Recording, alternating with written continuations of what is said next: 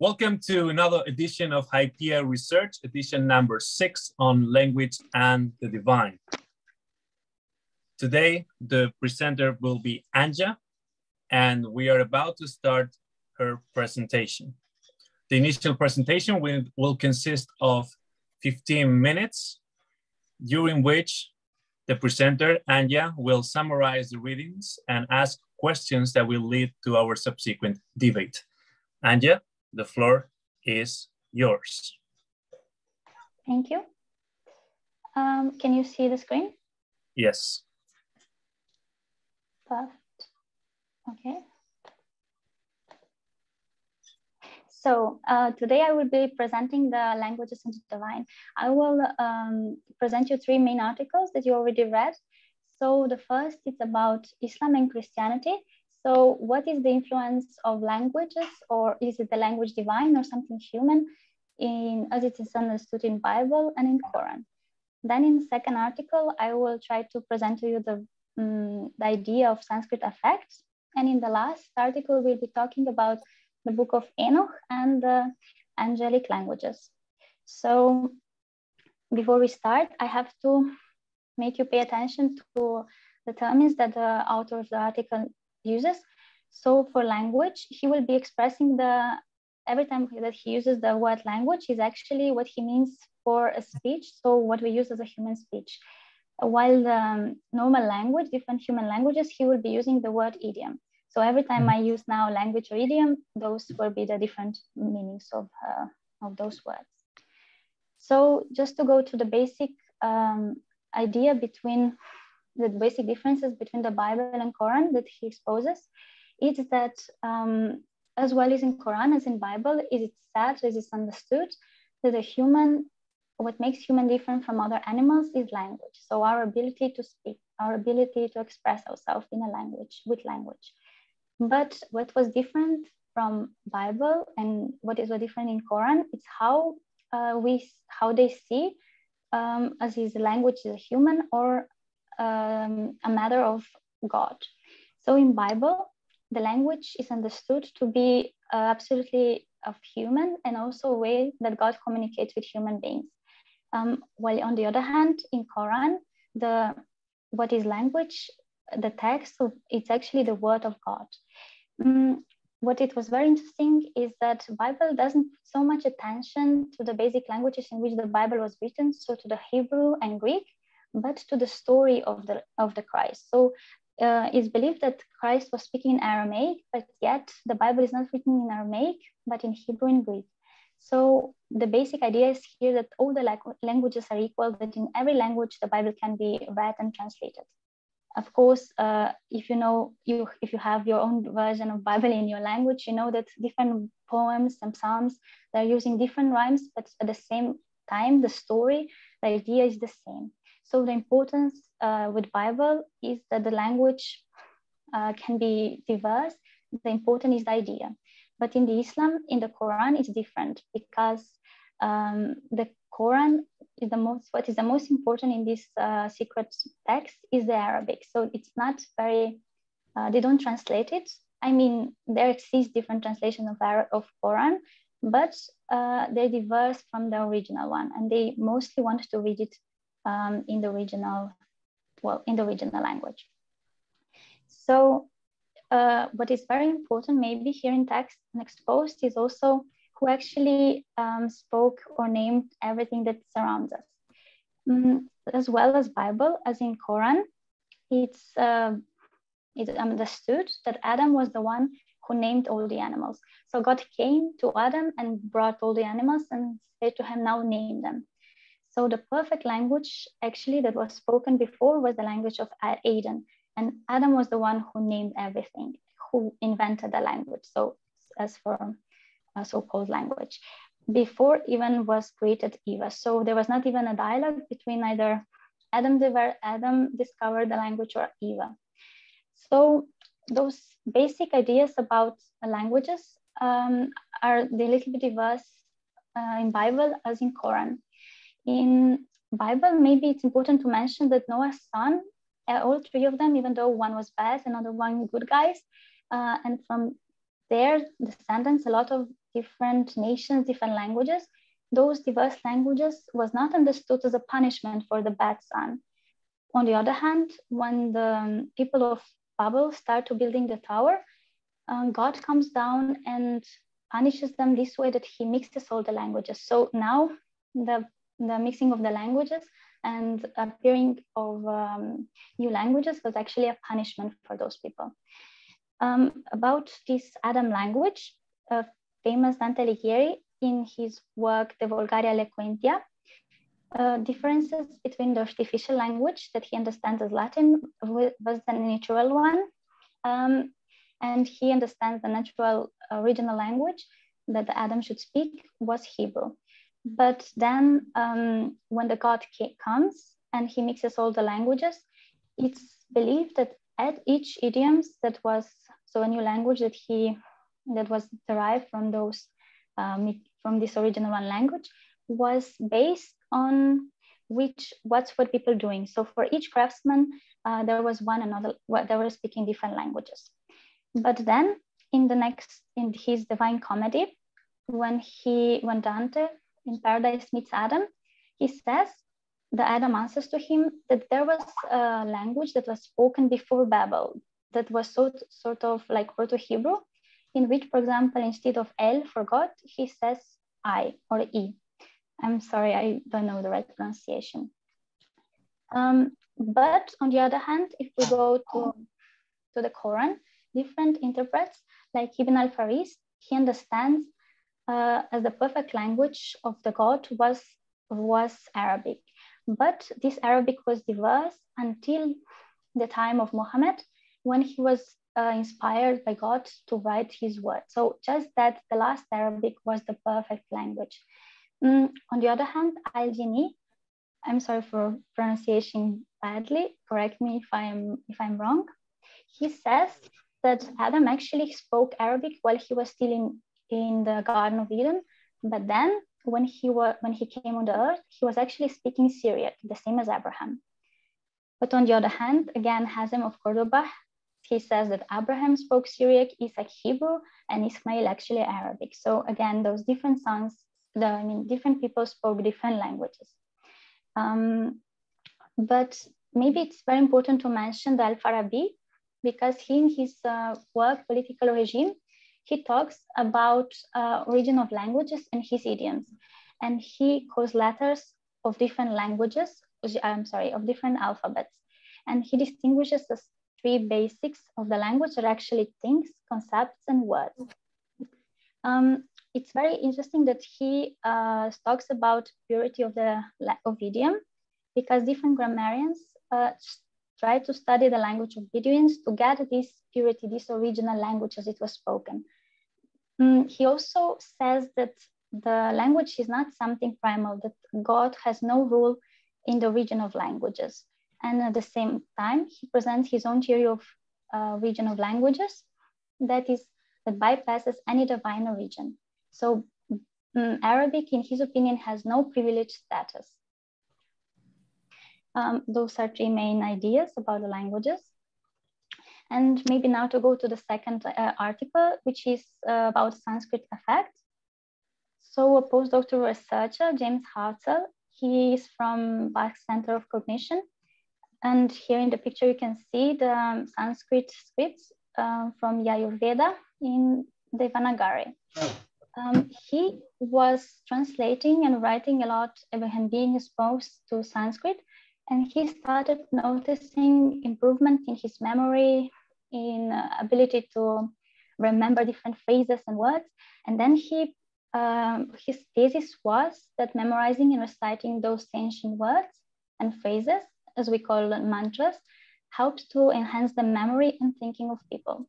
So he went to a National Brain Research Center in the Delhi region, and he got professional Vedic pandits that were reciting those mantras, and he was doing research on his brains, like MRIs. And from his discoveries, we can discover from his scannings that actually those pandits had 10% more gray matter in both hemispheres in comparison to a normal person, as well is in the right hippocampus. We have the right and the left hippocampus, and the right hippocampus, plays a vital role in short and long-term memory. So what he discovers is also this part of brain of hippocampus had more gray matter, and nearly for 37% more. As well, what he noticed was the thickening of the right temporal cortex regions. So maybe just to sum again the last article, the John Dee, which is the first person on the picture, then after him is Giovanni Pico della Mirandola, he's followed by Agrippa, and then Johannes Trithemius, I'm sorry. So John Dee's idea, he had a passion and he wanted to find the Book of Life. If you know or remember, this is this picture of in the bottom. It's the book where supposedly God wrote all the names of people who will go to heaven. And John Dee believed that he will find this Book of Life if he would research the Book of Enoch. So the Ethiopic Book of Enoch, it's actually apocrypha because it's not accepted among the basic scripts in Bible. But also in the Council of Laodicea in 364, it disappeared from Europe until maybe 9th century. And then in the time of Renaissance, different intellectuals started to be searching for this book, Book of Enoch. And one of the famous researchers was also Pico della Mirandola, who found and bought over 70 manuscripts. And the one who was the most important was found in 1651. And it was written in Celtic letters. It was supposed to be the Book of Enoch from Ethiopia. Also, these Celtic letters, he understands also when he names the book of scripts from Ethiopia, he also names them Celtic letters. So they are assuming that this could be the same book, so the Book of Enoch. Who actually was Enoch? It is believed he was the one who walked with God, who was speaking with God, to whom God spoke, and then he was taken by him and seen no more. And so to understand the God's language, Enoch was the person who was the closest to him, the one who actually understands the language. And here is the question about divine languages or angelic languages. And John Dee was actually one of those who studied angelic conversations, angelology. I'm sorry, it's the first time I heard this word. And in his work, De Septum Secundae, he researched different works, De Septum Secundae and Steganographia, where he was reading about different angelic languages and alphabets that those already mentioned before wrote about. And in 1659, he actually made his own version of angelic language that has some similarities with the Book of Agrippa, with the 3 angelic languages of Agrippa and the Theban from Trithemius. And including he connected it with some knowledge of Greek, Coptic, Hebrew in Ge'ez, which was actually the language in which people from Ethiopia were writing. So now for the end, maybe here you can see the differences between those letters, angelic alphabets, the Ge'ez, and in the end, you can see also the difference about the languages that were already existing, like in Greek, Hebrew, Coptic, and how they influence those new invented angelic languages, with these languages, those people tried to contact languages, speak with divine, and get the knowledge and get in contact with God. So this was everything from my side. Now, maybe those questions in which we can discuss a little bit. So the first question is what do you think, is the language something of human, or it was inspired by God or any other deities? And do you believe that languages are spoken just by humans? Because we all know that also animals communicate among each other. So what about the languages of animals? Could those languages be equal to our language? As well as, what is the first human language? What would you say? And again, what similarities can you see with other languages of sacred scriptures?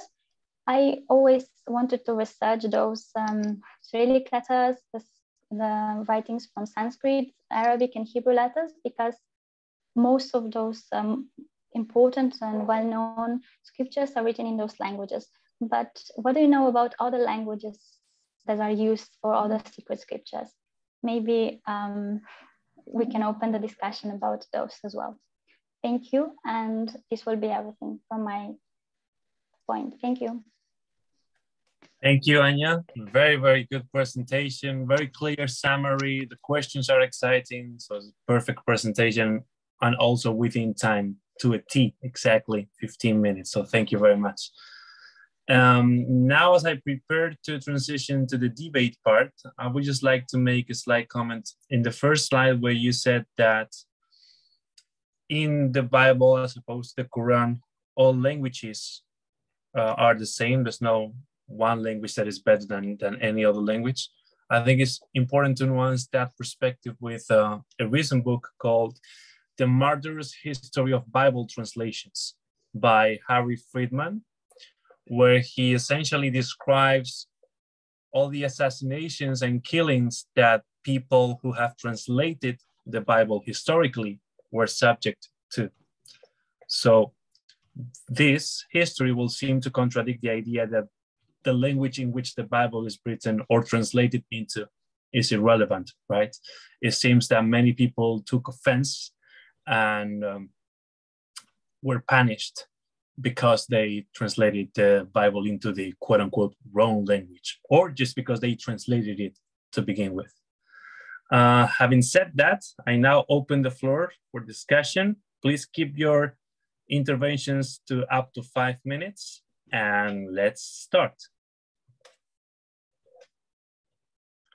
Who wants to participate? We have Timothy, Matthias. Let's begin with Timothy and then Matthias. Tim? Okay, thank you very much.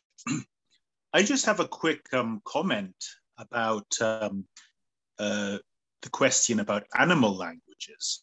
Now, I do know that people have succeeded in teaching chimpanzees to use sign language, and that they were able to give the chimpanzees a certain vocabulary. Now, I don't know how much grammar the chimpanzees mastered, and of course, I don't know if to what extent chimpanzees would find sign language as easy to communicate in as humans would. But that's just my little contribution to the discussion. That there are people have made these efforts to teach chimpanzees a human language, i.e., sign language. Thanks a lot, Tim.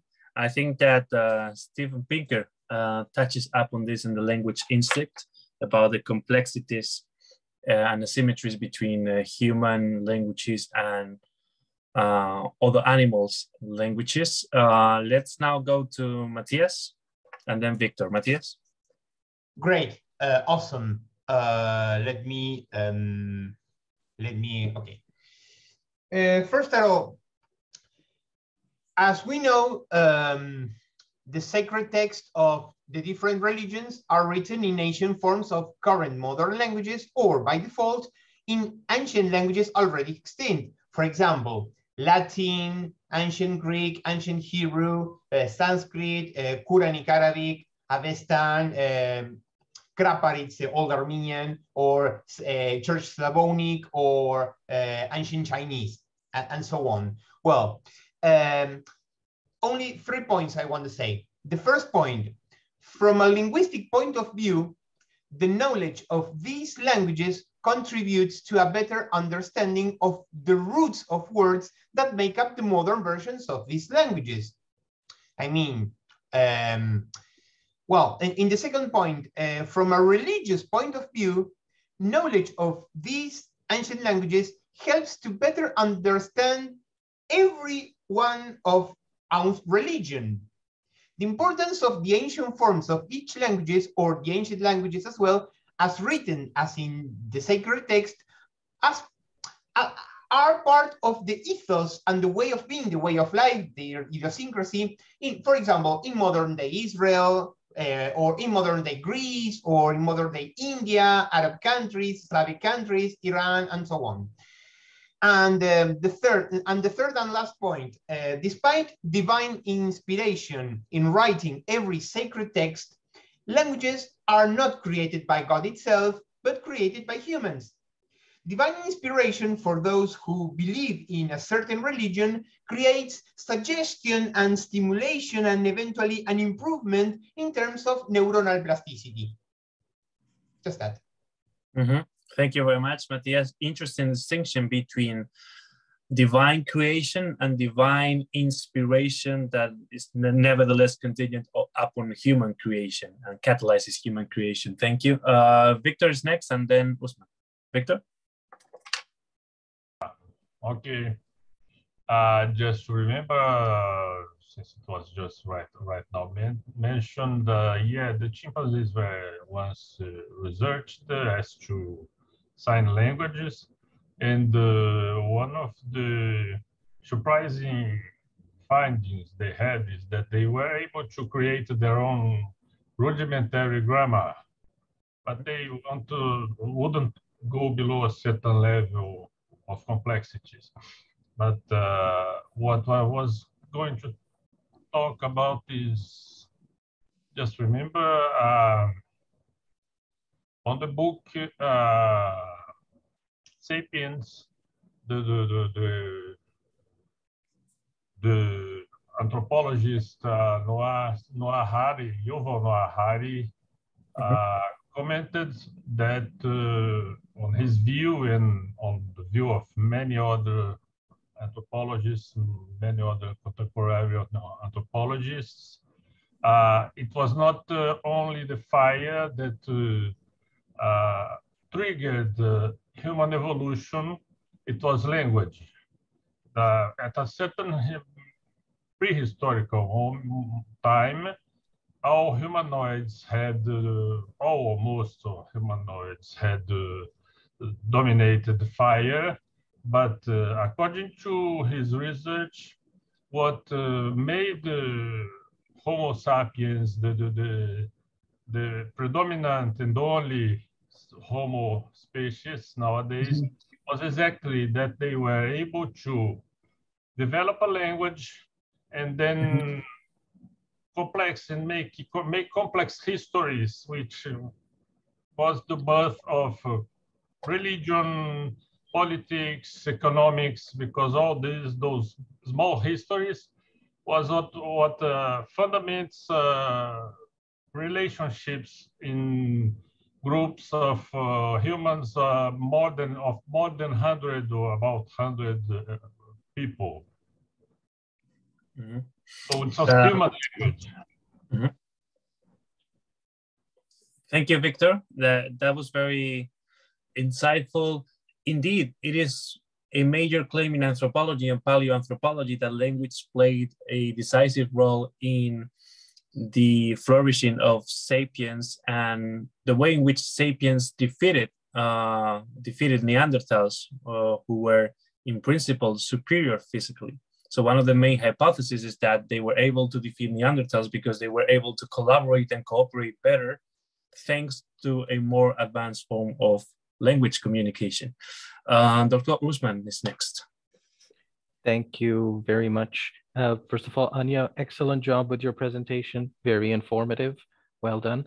Thank you. The comment I wanted to make was to build on the point, Anja did a very good job. It's nuanced in the arguments about Islam because there is a verse in the Quran, and I'm not an expert on Islam, especially compared to every single person in this country I live in. 200 million people, 500 million experts on Islam. But the Quran says that we have revealed this message to you in the Arabic language. I don't have it in front of me. I'm just recalling from memory. So it does give it importance. Yet the sermon, the final sermon of the Prophet Muhammad, peace be upon him, was that there is no difference between you, the Arab, and you, the Ajam. Ajam means non-Arab, like a Persian or a Byzantine. There's no difference between you. So he had to insist on that the legacy onwards from that wouldn't be in preference of Arabic or anything else. So that's the first nuance. And the second nuance is that in the Quran, there is a lot of respect given to previous Abrahamic faiths because there's a sense of continuity in the message, this being the final transmission, as it says. So the Quran says that the Hebrews had a covenant in Hebrew with the Lord, and the Christians or the people of the cross had a covenant in Greek, etc., etc. And there have been thousands and thousands of covenants like this, and all of them are legitimate. So all of those languages and the peoples had one covenant of them, and the message has been lost with time. So all of them are considered legitimate, and all those languages are given that priority. So that's a bit of a nuance I'm adding. Thank you. Thank you for that nuance, Dr. Usman. Is there anybody else? Let me see. We don't have any hand raised at this point. Now we do, Anja. So again, I haven't read all the sacred scriptures. I want to do it once in my life, of course. But does anyone of you knows? I was discussing the Quran and Bible, but as far as I know, we had a subject to study very profound the text of Bible and translations. But in Quran, when I tried to read Quran in Slovenian, the translation, it makes it, like me personally, Bible, it has some continuity. It has some, if you read one sentence and the next sentence makes sense. But in Quran, if you read sentence after the sentence, it was very hard to understand it and to grasp what it wants actually to say without any further explanation. So what do you think about maybe translations of those of books like Quran, which originally are supposed to be read in the Arabic language? So what actually happens when you translate it into another language in which you can't actually get the whole idea that that should be understand when you read this original language as Arabic? Because in Bible, you can do it in foreign languages. But as far as I had my own experience for Quran, it was a little bit different. What do you think? Thank you. Mm-hmm.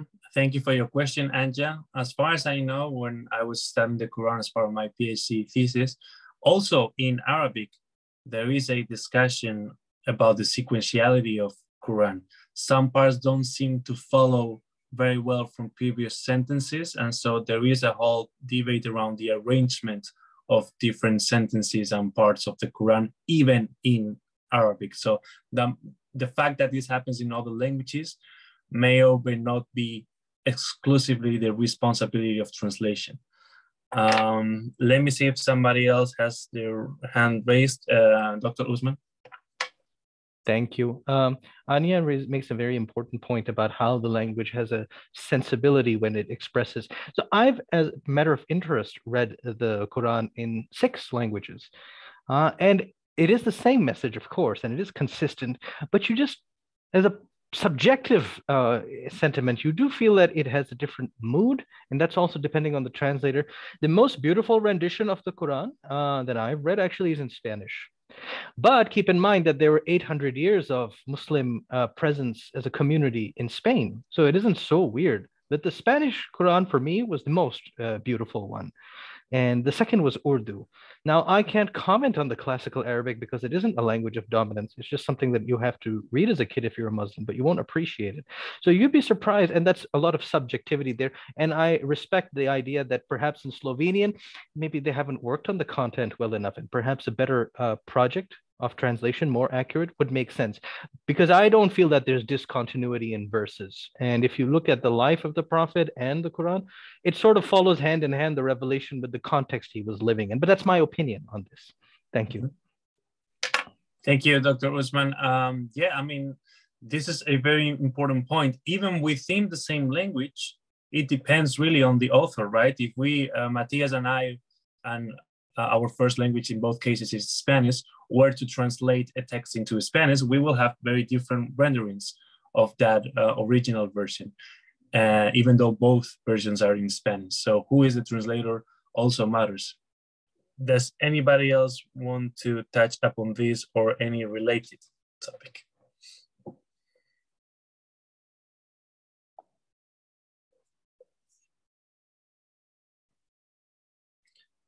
Until I see a further hand raised, may I add that in the scholarship about language and the divine, there is also room for the divine as a metaphor.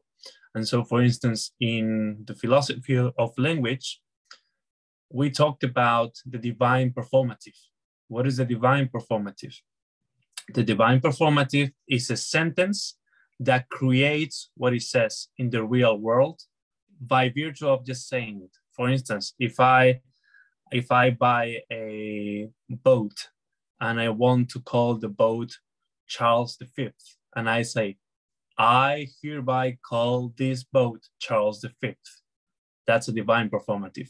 What I said just turned into reality by virtue of saying it. So the divine here means absolute creation ability when using language. That's another way in which language intersects with the divine. This notion of the divine performative has been analyzed by Judith Butler as part of her research on language performativity.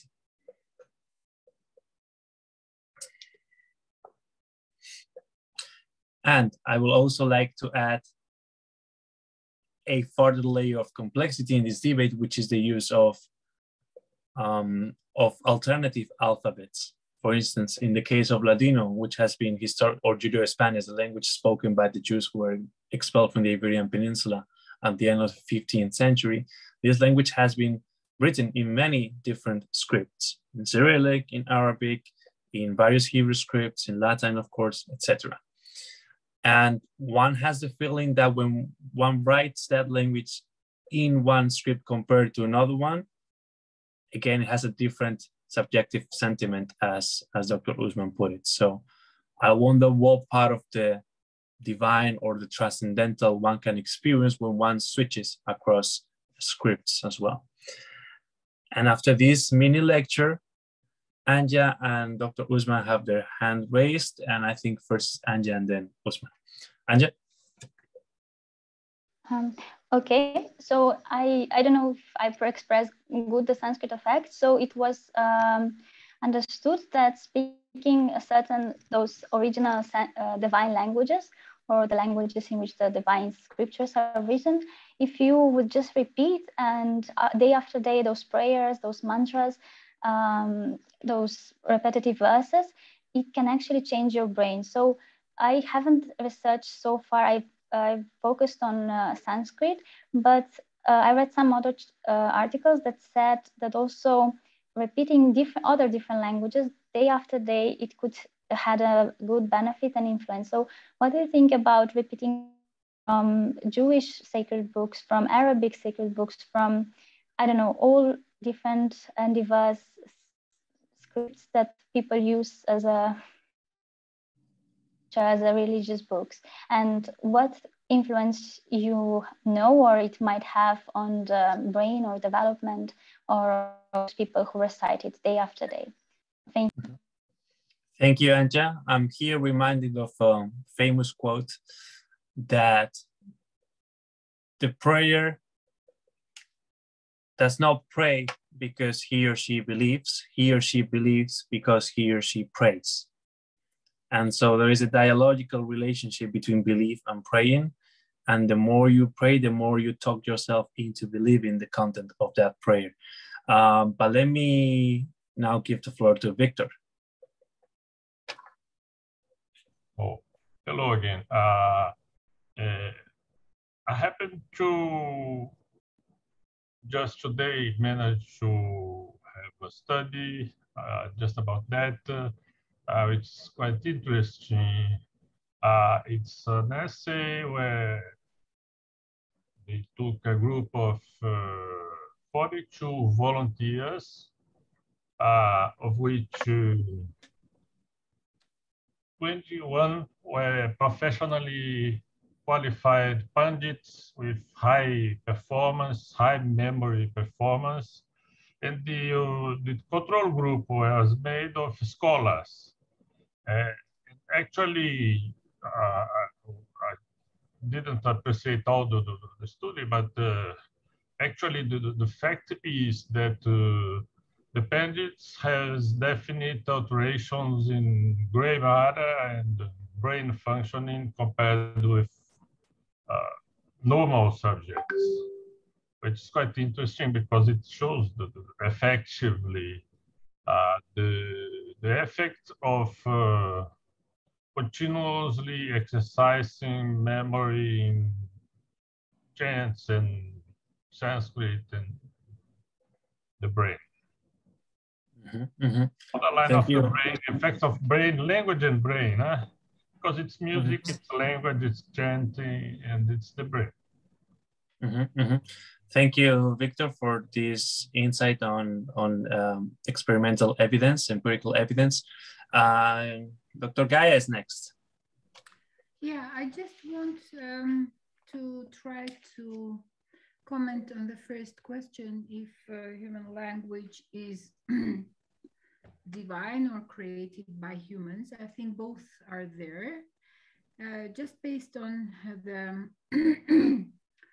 scientific Chomsky's deep structures, which are inherent in human brain, and this deep grammar.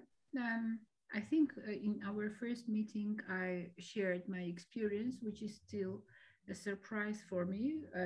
At the level of deep grammar, there was a communication and there was the language substance. So so in that sense, all languages, yes, are the same. I think that all humans have the same deep structures. Concerning the substantial part of the languages, the substance, the sounds that we utter, everyone knows about phonosemantics, which is, I think that, and also the areal linguistics, which claims that the sound systems of languages are reflecting the physical environment, the physical acoustic environment where the people live and speak. For example, the mountainous, the languages of the mountainous people, their consonant system has a lot of voiced consonants. And the people living in plains with humid climate usually have softer consonant systems. So the substantial part becomes human because the human beings are using their abilities to interact with the acoustic system of the physical environment. And finally, there is, I think, something divine in the efforts of the people to create a system of the language, starting with the alphabet and hieroglyphs. And we know these kind of systems. When in different cultures, people are trying to draw parallels between other systems, other semiotic systems we're using, for example, the letters and numbers, or the letters and the planets, or the numbers and the planets. And also Anja said about the angelic language. And when that diagram was on the screen, I just remembered, I recognized some symbols that are common in many languages. So there is some research because we know the beginning of in Armenia, we know the beginning of the Armenian alphabet. And we know that Mesrop Mashtots, the guy who was very educated, and he was traveling in Syria, and also he went to Greece. Yeah, who created the Armenian alphabet in 404. Yes, so yes, he. We find the mechanism how he transformed actually the Greek alphabet to create the Armenian alphabet. So there is some kind of correlation between this. I think that in search of harmony, people were trying to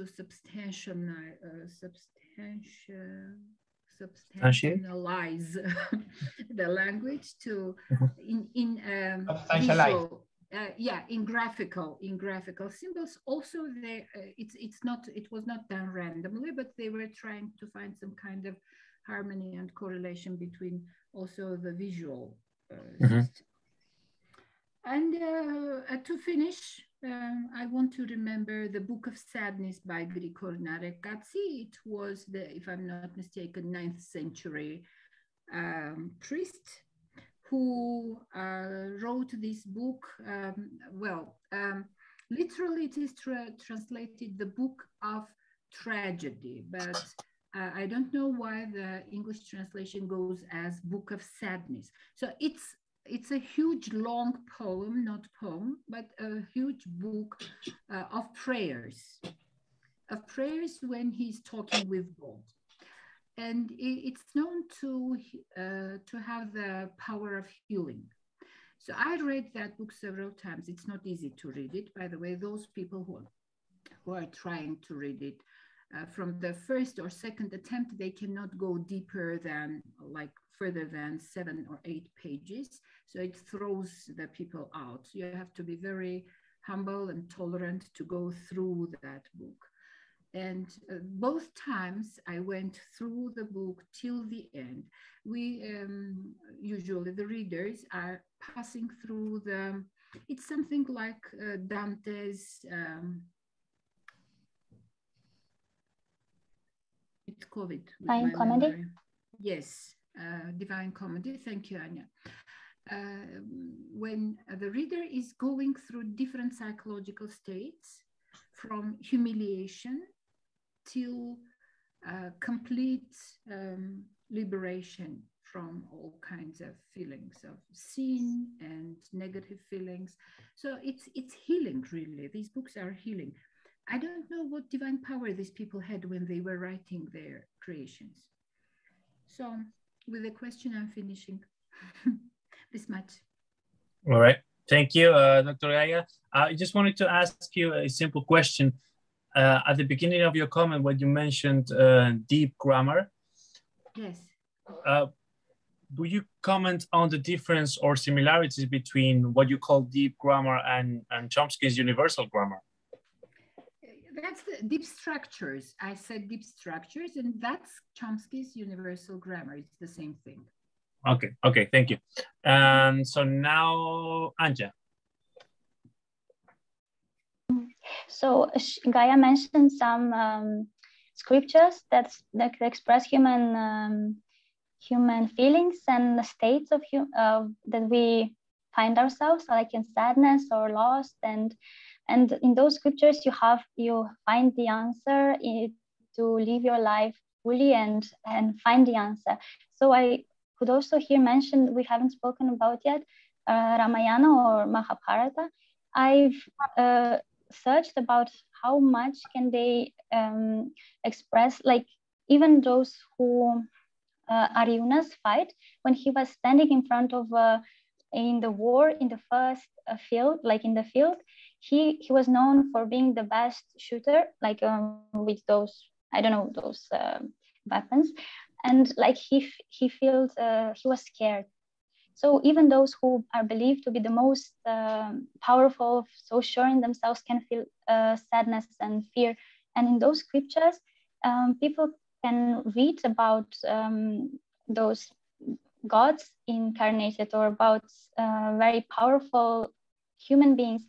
that there were kings and so on, and they were exposed to, and they felt sadness, they felt fear, as we can do like normal people. So when people read those scripts and find the ideas, find those stories, they can grow with them. So I think it's not just literature, it's not just some divine scripts. It's something in between. It's something that how can you express certain emotional states or overcome those. It's like a psychiatrics or psychologist book with advices and in like raped into the stories so that we can understand them. And I think if you read those secret texts, we also have very good translation of the Tao Te Ching from Maya Mirchinsky from Taoism. We call it Taoism, not Taoism. I'm not sure what is the English pronunciation. So from different scripts, from different literature, you can actually get the answers for different states that we find ourselves in. And I don't know what you guys, what are your experience with reading different books or finding your answers in the literature or in those holy scripts? Thank you. Thank you, Anja, for your contribution. Very important. And also for opening the space to people to share their experiences. Dr. Gaia? Oh, did I raise my hand? I thought I didn't. Okay. I think that in all the cultures, there are already sets or collections of prayers for certain cases. And that's a wonderful example of how people are very well rationalizing and using the prayers. There is something from the performative function you said about, Carlos, when there are so many small booklets I came across with prayers.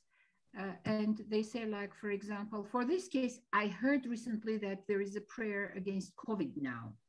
So the people are saying, like, open, for example, this book of sadness, page this one, and read this prayer for that case. And then you will not have this suffocation, etc., and your lungs will breathe better. So people are very practically using these spiritual practices. Yeah, I think that there is a lot of mysterious, even if you are a very good psychologist, it's still so difficult to decipher how this works, how these performatives and prayers influence in changing our even physical state, blood pressure. I don't know, even sometimes they're treating cancer with prayers.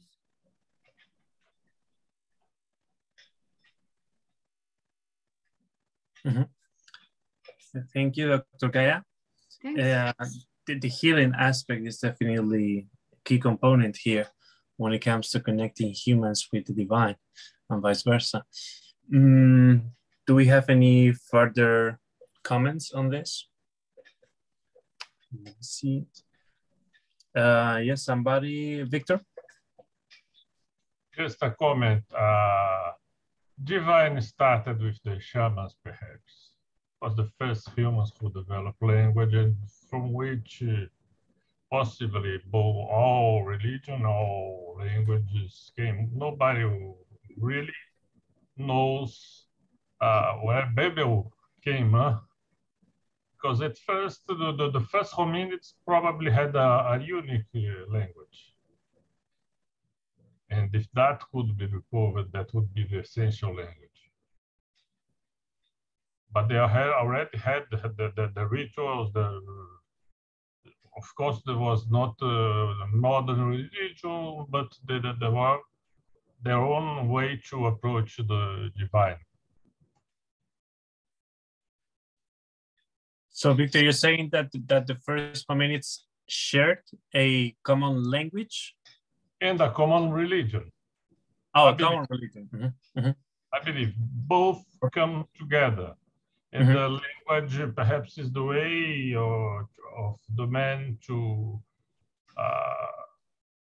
come in contact with the divine, which is basically what separates man from beast. The contact with the divine as expressed in religion and language? Yeah, I believe so, both together. Okay, thank you, Victor. Matthias wants to add something. Yes, I will be very, very brief.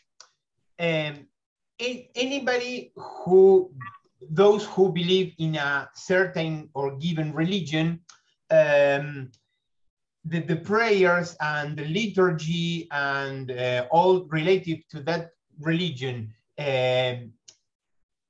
expressed in that given ancient language, all the prayers and the liturgy and all that stuff, even though the mantras in any Indian, Hinduism, etc. religion, well, creates a somewhat like suggestion, or a state of trance, or in order to enhance and raise spirituality. Talking about precisely in terms of raise spirituality, in terms to enhance spirituality, I guess that even though despite there's a connection with the ancient language itself and the practice of a given religion, there's not despite there's a connection in terms of physiology, there's not such a connection when we talk about, for example, creating a language or developing a language, because this was part of the ancient history, but a human history as well. Just that. Thank you, Matthias, for that reminder. Victor wants to add something to that? Religious chanting, religious belief, whatever the faith, the religious faith, they have been proven to act upon the body by magically demonstrated effects, even temporary or sometimes permanent. Definitely, there's evidence to that end. Anybody else wants to make a further contribution? Anja wants to intervene. Sorry, today I'm speaking quite a lot. So again, I wanted to express that religions, or correct me if I'm wrong, but sometimes with religions, we try to explain things that we can understand. And what is taboo or what we are the most afraid of, it's death itself. So because we can't understand death, if we find a way to calm ourselves, to make our life meaningful. And many of those religious books, as well as, I don't know, the Book of Enoch, Egyptian Book of Death, or Tibetan Book of Death, there are like so many scriptures that we come across with just to answer this question about death, and religious are one of those things that can help us with. So I think understanding this basic scriptures, this is why it's so important. But I would also like to discuss a little bit, Victor talk about chanting and mantras. So here is the idea how important actually the music is. We connect music with our prayers, with our chants, with our everyday life in the churches, in different temples and so on. So actually, what does it mean, music? And why it's actually most of our music that we are listening to in 440 hertz? Because if I'm not wrong, if I'm not mistaken, it was discovered among Nazis that this frequency, it was the disturbing frequency of our body, of our mind. And yet, if we are chanting in other frequencies that make us calm, that make us more understandable, more peace. But yet again, we are listening all the time those music that is in these wrong frequencies. So what do you think about that? Thank you. Thank you. Victor wants to answer to that question, perhaps? Okay. Each language has its chant. If you speak Russian, you speak in Russian chant. If you speak English, you speak English melody. If you speak French, German, everybody says German is a rash language. Why? It has a tone. It has a set of vowels, a set of consonants. Mm-hmm. Each language has its chant. And both religions and language have ever been a way of man to try to influence what he sees, what is in other humans. In his book, Sapiens, the author also ironizes that the company Peugeot, the French company Peugeot of automobiles, came about through a chanting, essentially, because it's just a legal histories written somebody. Where is Peugeot? He says, where is Peugeot? Peugeot is a fantasy. It's a way that some man sometime concocted to influence the world and to have his products, his automobiles, and etc. Mm-hmm. All right. Thank you, Victor. I think we're currently out of time, but I would like to take advantage to thank you all for this lively discussion.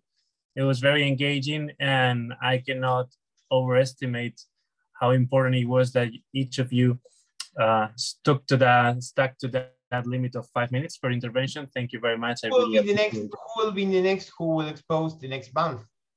Who will be the next presenting in the next meeting? That's the next section. Thank you, Matthias. So now I'm going to share the screen with the next slide, which is choosing the next topic. I have prepared a number of possible options, but I would like anybody else to suggest any other letter. So far we have those options. The first question is there any option you want to add to this slide? Is there any option for discussion that is not represented here and that you feel is important for us to discuss in future meetings? I would like to lecture the team. Oops, sorry. Yes, Victor, which one would you like to add? The study of the origins of words. The study of the origins of words, okay. Origins of words and relationships with cognates and false cognates across languages. Okay, that's part of the same option or is it a different option? The cognates. No, it's one option. Same option, etymology and cognates. Let's say etymology and cognates. Okay, so etymology and cognates is going to be... Across languages. Yes, etymology and cognates. For instance, just to explain, for instance, Victor, why a word is a false cognate. Victor, yes, we understand what you mean. So etymology and cognates is going to be option G, okay, G. So any other option? Anja says raising children in multiple languages. Okay, so raising children in multiple languages is going to be option number H, letter H, right? So G is going to be etymology and cognates. Okay, and across languages, and then H is going to be raising children in multiple languages. Okay, so multilingual children. Okay. Okay, any other suggestions? Who are Heather Kotziol and Tetsu Junga, Matthias? There are members of polyglot community who are beginning to be famous for a specific program for raising multilingual children. Ah, okay. All right. When we treat that issue. Okay, so that's part of H. Okay, perfect. All right. Any other suggestions?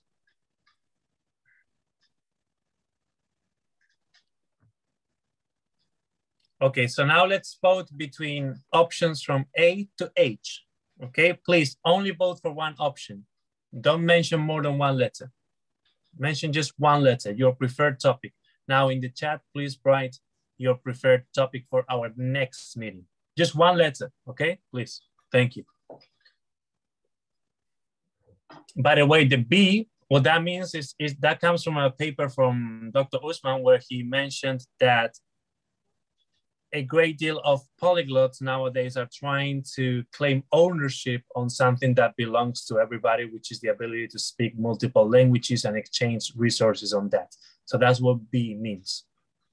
The fact that some polyglots are trying to take ownership of something that in principle should be community property, so to speak. Okay, so now let me see. I'm going to vote as well and then count the votes. Let me go to the chat. Let's see if I can open the chat. Yes. Okay. And yeah, you need to choose one letter, please.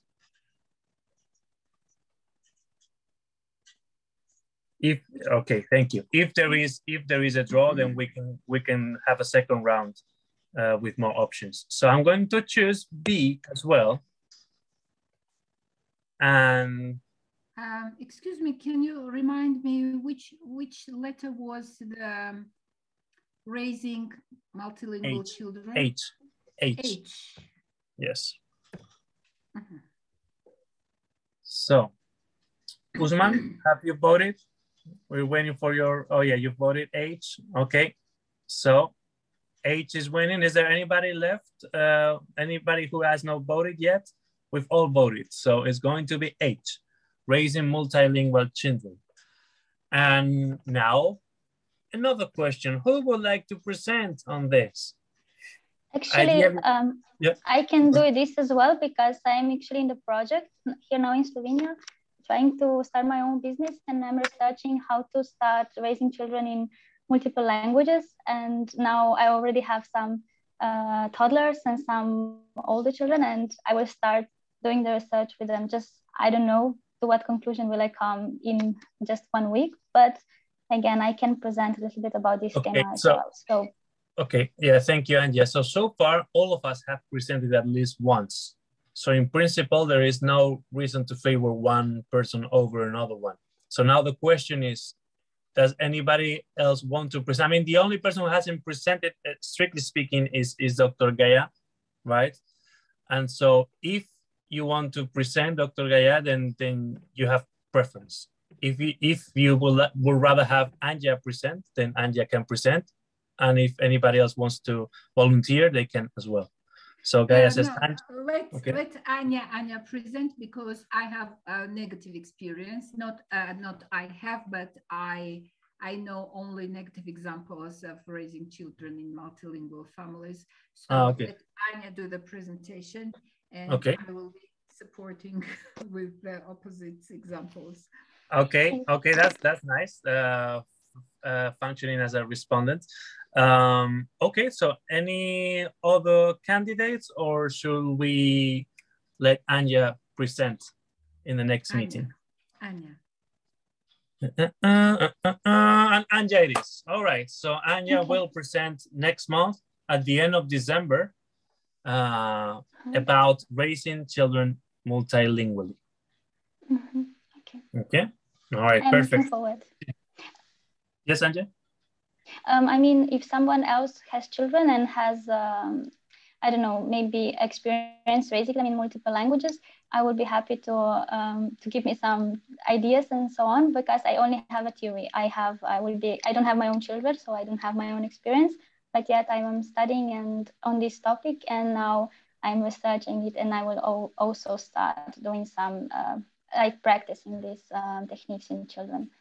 So awesome. If there's someone who wants to say something, or you can contact me and tell me more about it, so I can include it in my research. Thank you. You can also share it in the chat that we have in HYPIA Research. Victor already has some studies that he would like to share. Awesome. So wonderful. So I'm looking forward to seeing you all at the end of December. Thank you so much for your participation today and have a blessed day. Thank you. Bye-bye. Thank you. Goodbye. Thank you, Anja. Goodbye. Can I say one thing? Bye. Yes. Yes. Oh, sorry, yes. sorry. Tim wanted to participate. Excuse me. Yeah, Tim has something important to say. Excuse me, Tim. Right. Yeah. Yeah. Just a couple of announcements. Firstly, I'd like to remind any of you who are interested that I'm holding a Languages in Science conference on Tuesday, at which Guyana is speaking, as are Richard Simcott and Lindy Botas and many other polyglots from my university. But in connection with that, I'm also hoping to submit a proposal to the European Science Open Forum to have a workshop about languages in science. Now, the bad news is that the deadline is on Tuesday. The good news is that what I plan to write, the proposal, which is short, and I was hoping that you might be interested in being co-applicants. Now, it just may have a greater chance of success if there are more people who are involved in it. I will explain this all in an email, but all I'm going to ask from you is that you take a look at it and say, yes, I want to be involved. What that means is you can put my name on it, or no, I don't. So I'll explain this all by email, but I just wanted to put it to you here, since we're all present. All right, thanks so much, Tim. You can also feel free to share it in the chat if it's easier for you, or we'll make it easier for us to see it, but we'll be attentive to our inbox and looking forward to that. Yeah, thank you very much. Thank you. All right, thank you so much. Apologies again, Tim. I just forgot that you had an announcement to make. And thank you for sharing it. All right, thank you, everybody. Bye-bye. Have a nice day. Goodbye. Goodbye. Thank you, everybody. Thank you. Thank you. Bye.